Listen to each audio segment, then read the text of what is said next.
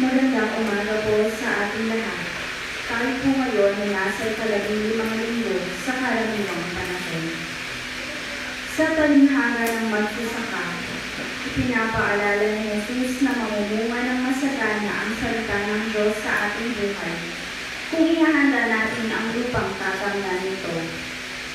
Sa Eukaristiyang ito, humingi tayo sa Diyos ng tapang at lakas ng loob para makapag-isip, magpasya at kumilos ng naaayon sa liwan ng Ebanghelyo. Bilang panimula na ang kanyang mga pagsalita.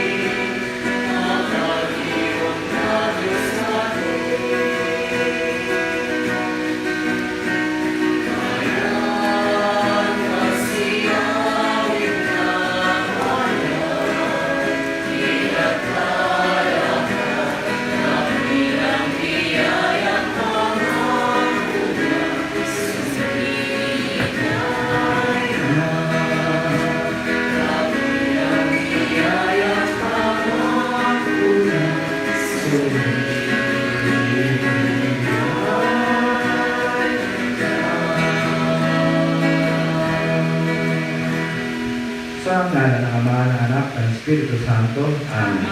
ang pagpapala ng ating Panginoon Kristo, ang pag-ibig ng Diyos Ama, at ang pakikipagkaisa ng Espiritu Santo naway sumainong lahat. At sumailin. Magandang umaga po sa inyong lahat. Umaga rin po. Yan, at least, late lang kami ng kaon. Mga kapatid, aminin natin ang ating mga kasalanan upang tayo maging marapat kumanap sa banal na pagdiriwang. Tumahimik po tayo sumunod at humingi muna ng patawad sa Kanya.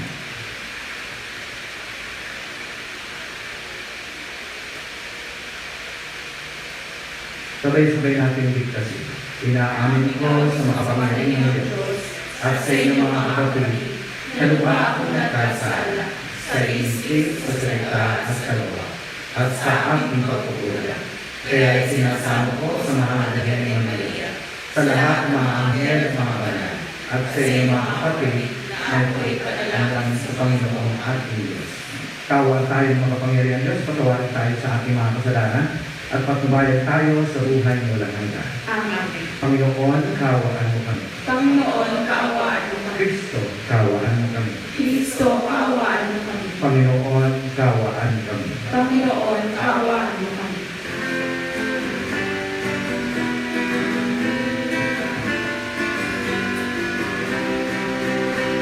Papuri sa Diyos, papuri sa Diyos, sa kaitaasan, papuri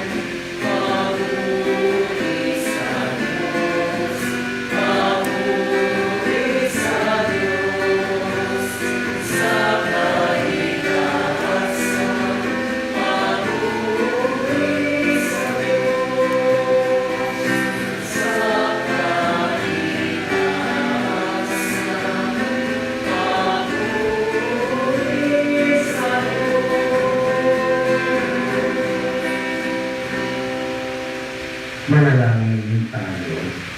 Ama naming makapangyarihan, nililiwanagan ng iyong mga asahang ilaw, ang mga naliligaw na iyong pinababalik sa daan para ikaw ay matagpuan. Ang mga kabilang sa nananalig sa iyong anak ay pagkaloob mong makapagwaksi sa tanang salungan.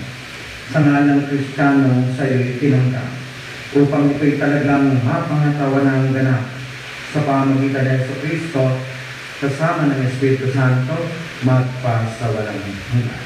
Amen. Magsipo po ang lahat at makinig sa pagpapahayag ng salita ng Diyos. Sa unang pagbasa, katulad ng nasasaad sa talinghaga, kailangan natin ihanda ang lupang tatamnan ng salita ng Diyos. Pagbasa mula sa aklat ni Propeta Isaías. Ito ang sinasabi ng Panginoon. Ang ulan at niyebe, paglagpak sa lupa, di na magbabalik. Aagos na ito sa balat ng lupa't nagiging pandilig. Kaya may pagkait-butil na panghasi. Ganyan din ang aking mga salita. Magaganap nito ang lahat kong nasa. Ang salita ng Diyos. Salamat sa Diyos. Nagbunga ng masagana, binhi sa mabuting lupa. Nagbunga ng masagana, hindi sa mabuting lupa. Umuuling, ganito mo pinalinga. Umuunlad ang lupait, tumataba ang lupa. Patuloy na umaagos ang bigay mong mga bata. Sa halamang nasa lupa, ay ito ang lumitilig. Ganito ang ginawa mo na hindi na itinait. Nagbunga ng masagana, hindi sa mabuting lupa. Sa binungkal na bukirin, ang ulan ay masagana. Ang bukirin ay matubig at palaging basang-basa. Sa banayad na tag-ulan ay lumambot yaong lupa. Ang pagtanim ay malo at sariwa. Nagbunga ng masagana, hindi sa mabuting lupa. Nag-aani ng marami sa tulong mong gumagawa, at saan man magpunta, kay masaganang masagana. Ang pastulay punong-puno ng matabang mga kawan, naghahari yaong galak sa lahat ng kaburulan. Nagbunga ng masagana, hindi sa mabuting lupa. Tumagala yaong tupa sa gitna ng kaparangan, at hitik na hitik man din ang gusto sa kapatagan. Ang lahat ay umaawit, sa galak ay susibaw. Nagbunga ng masagana, hindi sa mabuting lupa. Sa ating ikalawang pagbasa, inuusig at pinahihirapan ng mga alagad ni Kristo. Gayunpaman, ang muling pagkabuhay ni Jesus ay magdulot sa kanila ng kaluwalhatian at ganap na katubusan. Pagbasa mula sa sulat ni Apostol San Pablo sa mga taga-Roma. Mga kapatid, sa galang akin, ang mga pagtitiis sa kasalukuyan ay hindi maihahayag sa ihahayag na kaluwalhatiang isa sa atin. Nananabik ang sanglilikha na ihayag ng Diyos ang kanyang mga anak.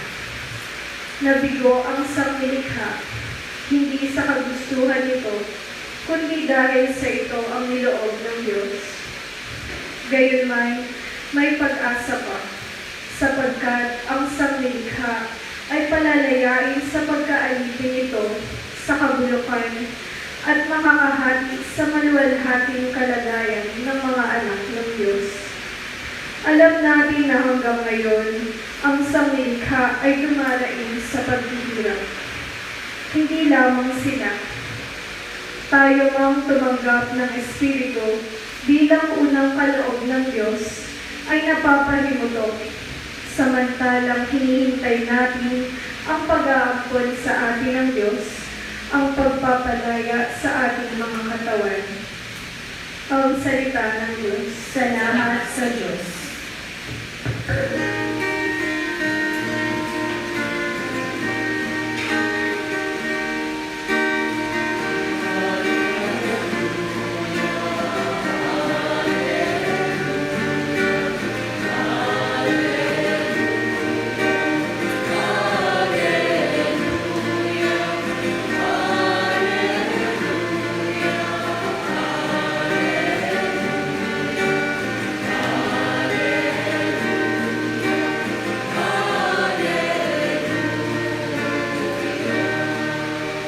inikha ng Diyos ang buto na tanim ni Jesucristo upang tumubo sa tao.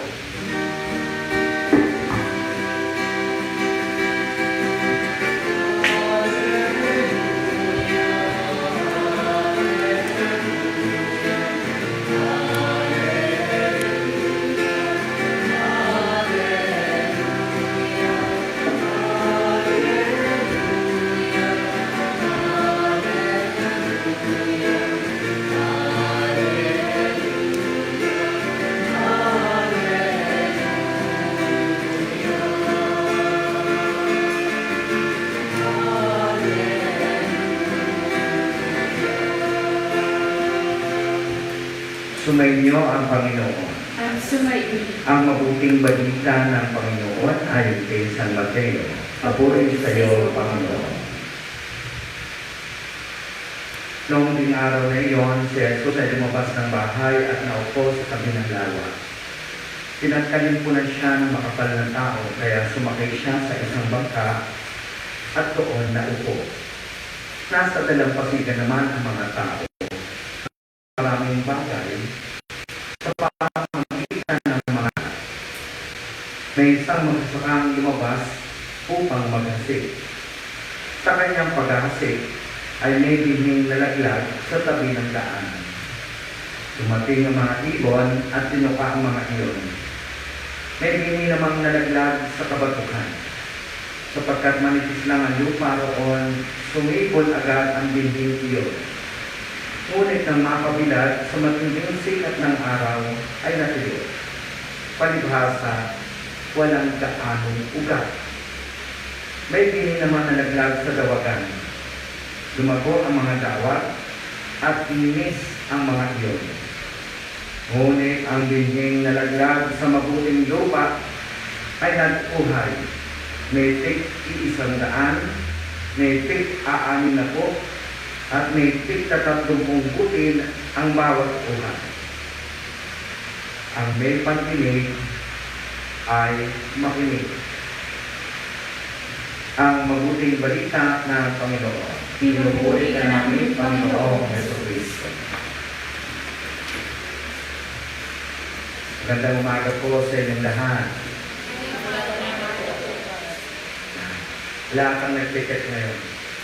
Nung last week, yung nag-check, hindi na rin ang aking ulo. Anyway, sa ating pag-inilit po ngayon, kahit maaaring maiksi, tutulungan tayo ng isang Dominicanang Madre from the United States. Sa pangalan po niya ay Sister Barbara Reed. Sister Barbara Reed po ay naging guro ko sa Catholic Theological Union sa Chicago during my sabbatical leave on my 20th year in the priesthood in 2014.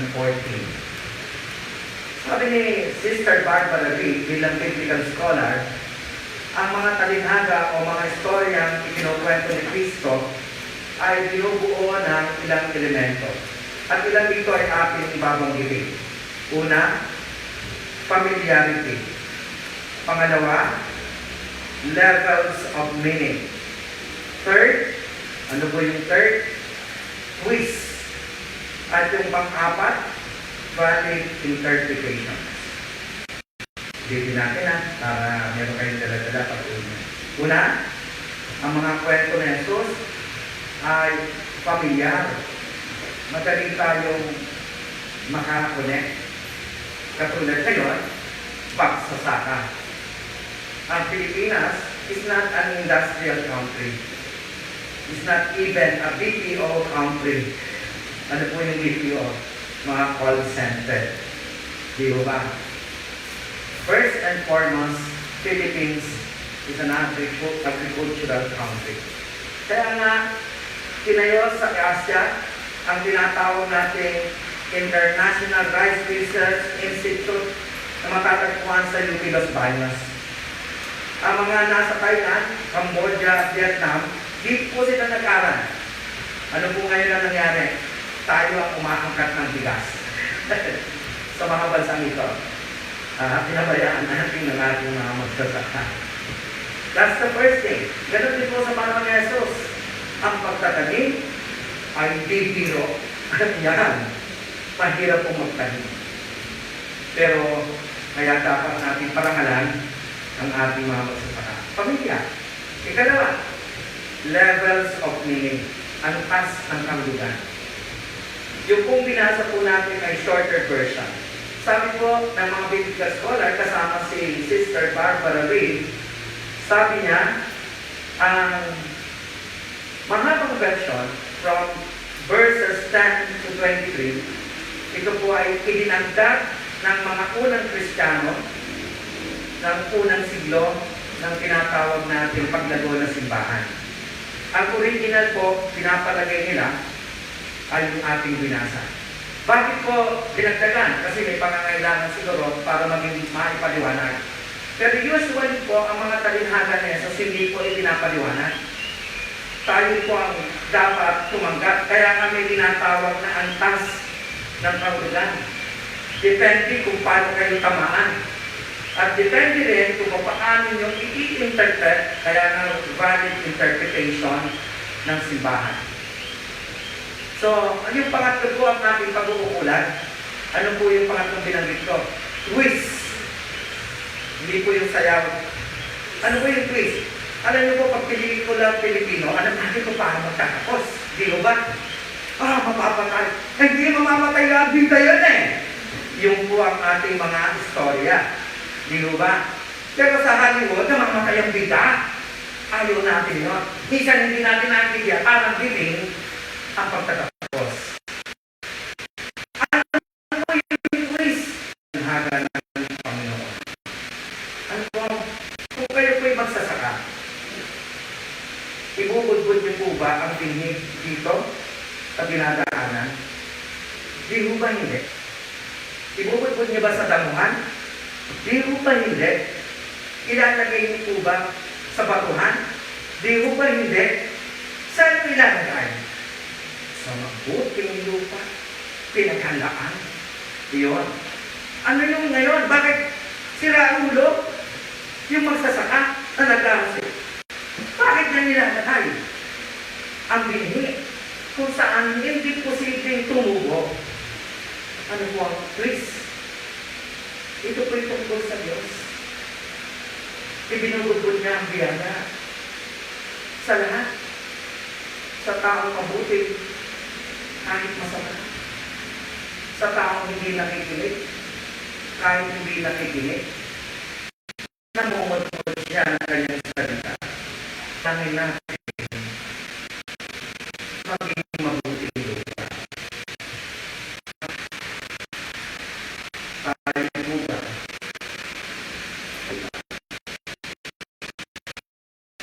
Salamat tayo. Kahit hindi tayo mabuti. Nakahasip pa rin siya sa ating nangyala. Tumayo po ang lahat para sa sumasampalataya. Sumasampalataya ako sa Diyos sa mga makapangyarihan sa lahat. Na may gawa ng dating katlupa. Sumasampalataya ako kay Jesucristo, isang anak ng Diyos, Panginoon natin lahat. Nagkatawang tao siya lang ng Espiritu Santo. Pinanganak ni Santa Maria Virgen. Pinagpakasal ni Poncio Pilato. Pinakos ako sa mga kahilig.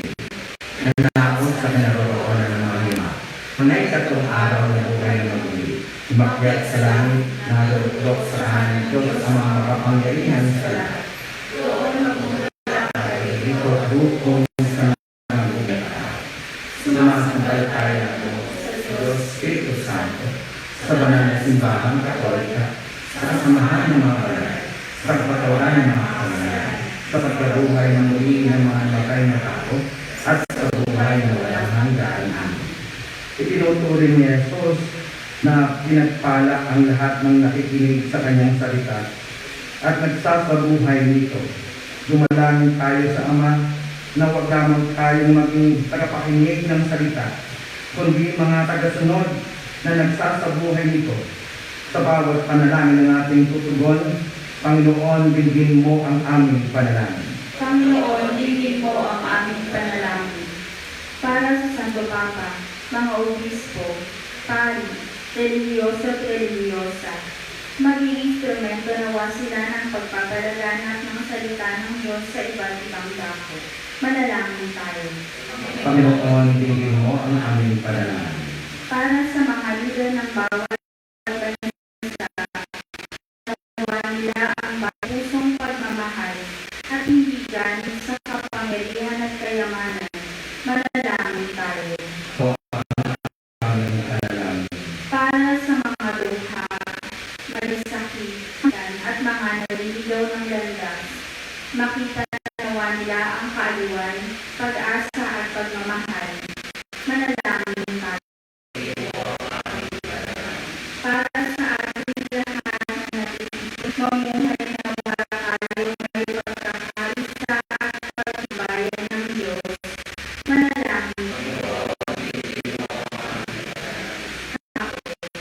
makamit nawa nila ang walang hanggang kaharian, lalo na ang mga kaluluwa na Bersigan, Chanday Reyes, at Antonio Calorote.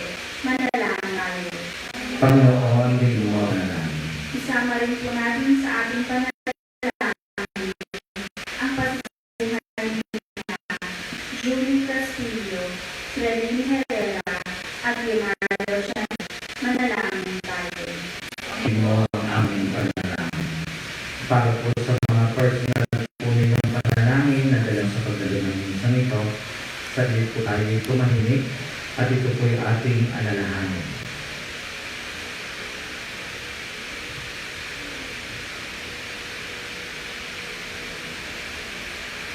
Diyos naming Ama, tumumunawa sa amin ang mga salita ng iyong anak upang matutunan namin ang iyong kalooban at masundan namin ang daang kanyang tinahak kung saan kami makapamunga ng lubos.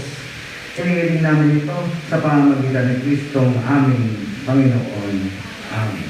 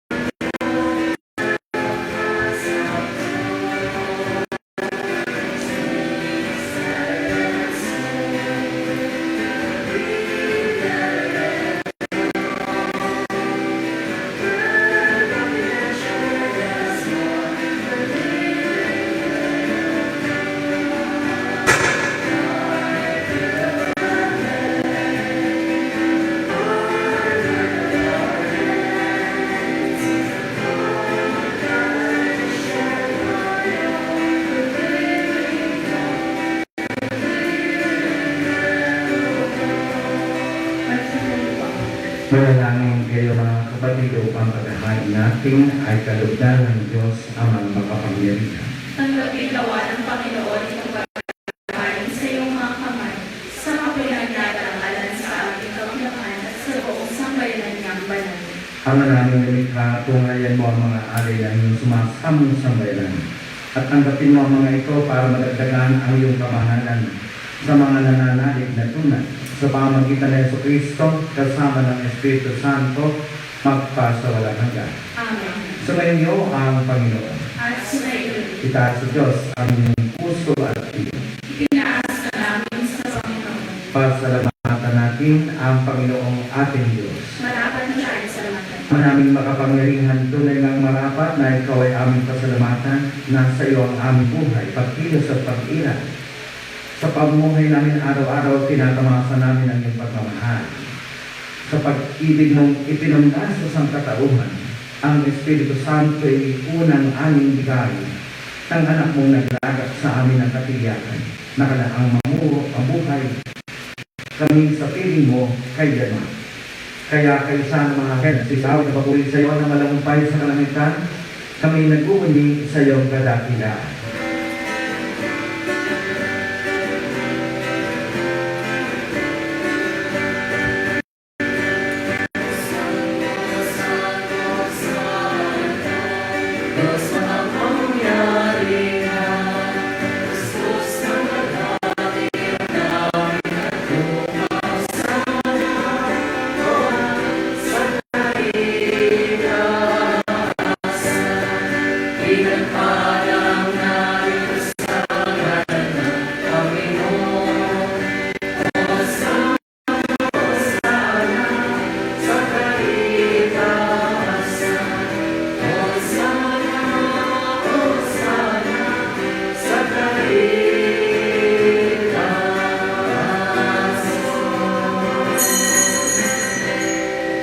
Ama naming banal, ikaw ang bukal ng kanang kabanalan.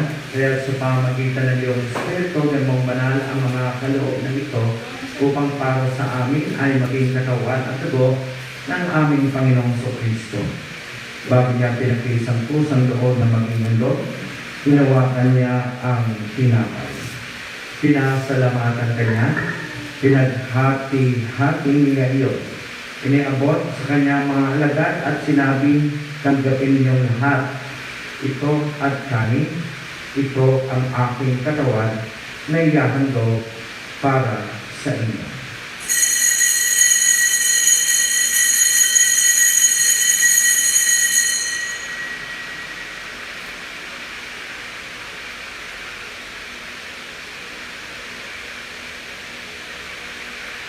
Hindi naman nang matapos ang hapunan, hinawakan niya ang kalis.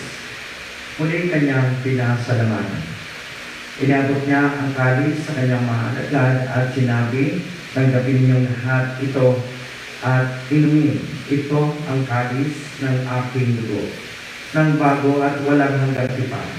Ang aking dugo na ibubuhos para sa inyo at para sa lahat, pagpapatawad ng mga kasalanan.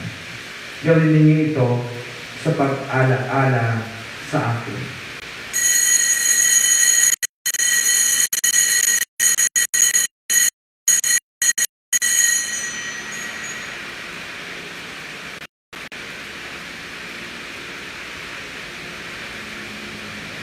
Ipagpunyi natin ang misteryo ng pananampalataya.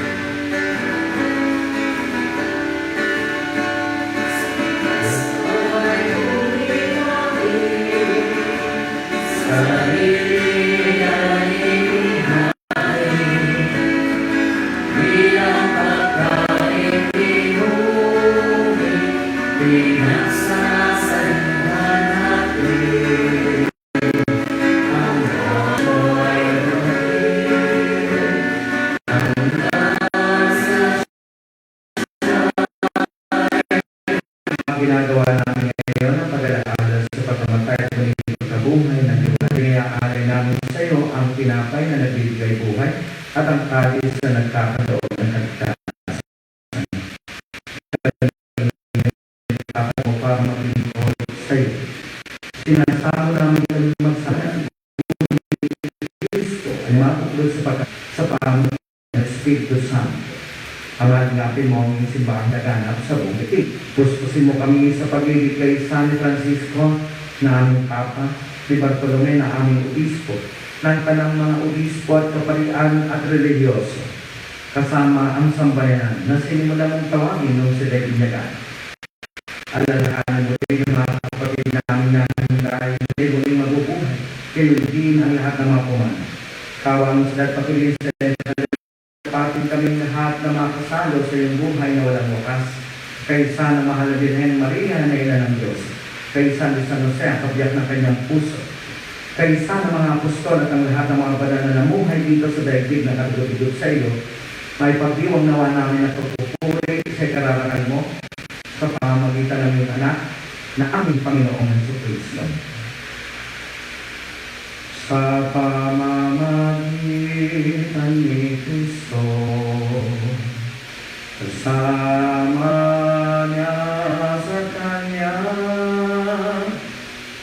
Ang lahat ng harangan at papuri ay sa iyo, Diyos amang makapangyarihan, kasama ng Espiritu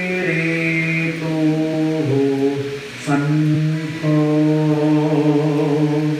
magpasawalang hanggan.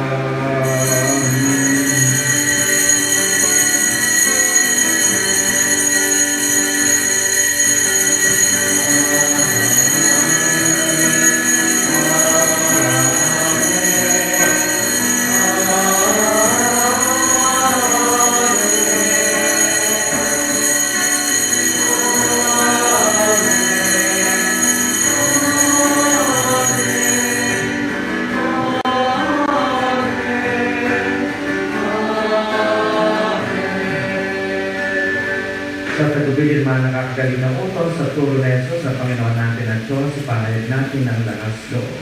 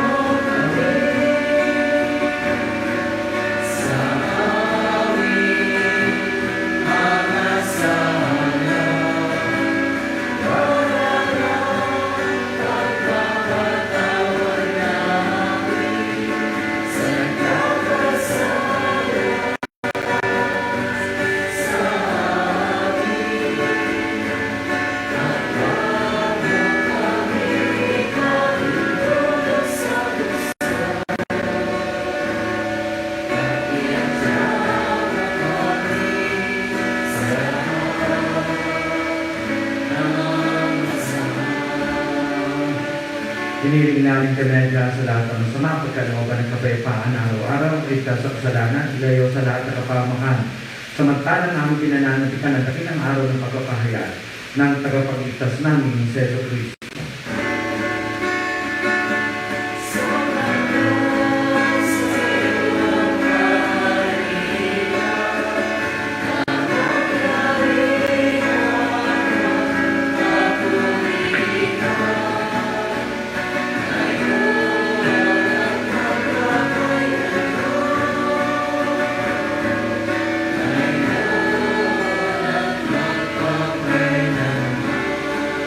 Panginoong Kristo, sinabi mo sa mga apostol, kapayapaan ang iniiwan ko sa inyo, ang aking kapayapaan ang binibigay ko sa inyo.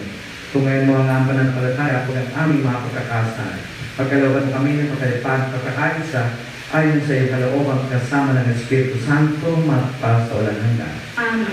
Ang kapayapaan ng Panginoon ay laging sumainyo. At sumayin.